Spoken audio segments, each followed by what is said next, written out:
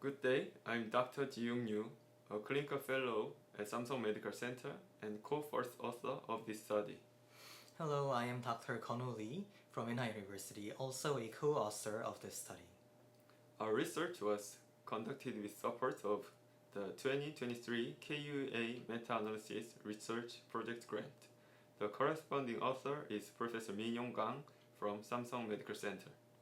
The title of the study is Impact of Pretreatment BMI on Clinical Outcomes in Patients with mRCC Receiving First-Line ICI Therapy, a Systematic Review and Meta-Analysis. The treatment approach for mRCC has shifted from TKI to ICI therapy. While ICI-based therapies have improved prognosis, there is variability in patient responses, necessitating the identification of prognostic factor. Traditional methods, such as IMDC criteria, have limitation in reflecting the characteristic of ICI therapy. Although PD-L1 expression and tumor mutational burden have been explored, their prognostic roles remain inconclusive. Researchers are now investigating body composition represented by BMI as a potential prognostic factor. However, there is significant research gap in this area. A previous systematic review on BMI have focused on patients across various treatment lines, with only 14% in the first-line setting. This is problematic because prior TKI therapy affect fat and muscle metabolism, complicating the assessment of BMI. Additionally, previous studies have suggested that BMI may have different prognostic implications depending on the treatment lines. Therefore, our study aimed to address this gap by conducting a systematic review on pretreatment BMI in mRCC patients receiving first-line ICI therapy. We also performed a subgroup analysis separating study using only ICI, that is EP and RAVO, from those from a combination of ICI and TKI regimens. We included study involving patients diagnosed with mRCC who received ICI therapy as their first-line therapy. Important exclusion criteria were studies that did not use ICI as first-line and those lacking BMI-based comparison. We assessed the risk of bias using KIPS tools.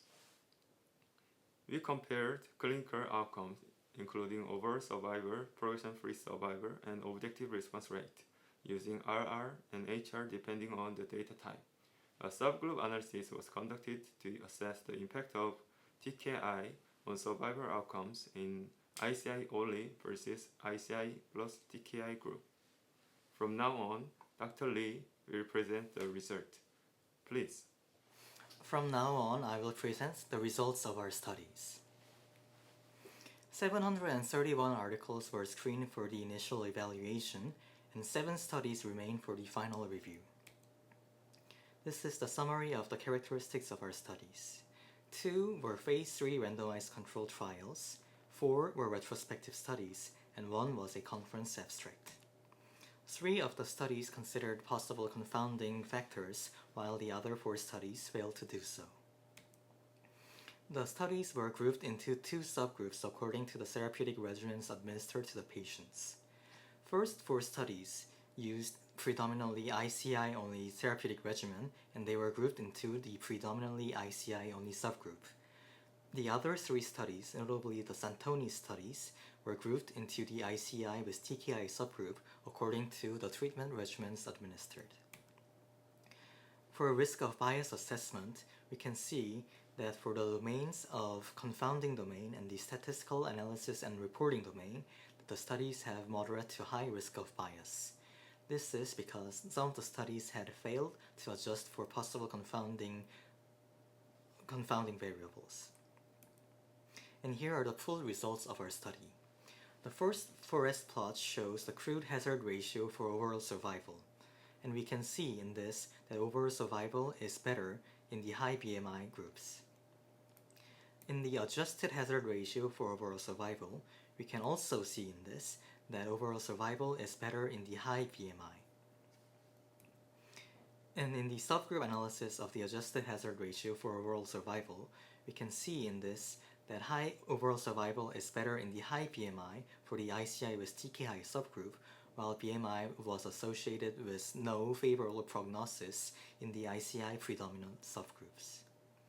For the progression-free survival analysis, we can see in this first crude hazard ratio analysis that progression-free survival is better in the low BMI subgroup. Also, there was significant heterogeneity between the studies. In the adjusted hazard ratio analysis for progression-free survival, the studies were available for predominantly ICI only using subgroup, and we can see in this that progression-free survival was better in the low BMI patients. To the best of our knowledge, this study is the first systematic review focused on the impact of BMI in treatment outcomes in this specific population. High BMI had mixed implication in first-line ICI therapy.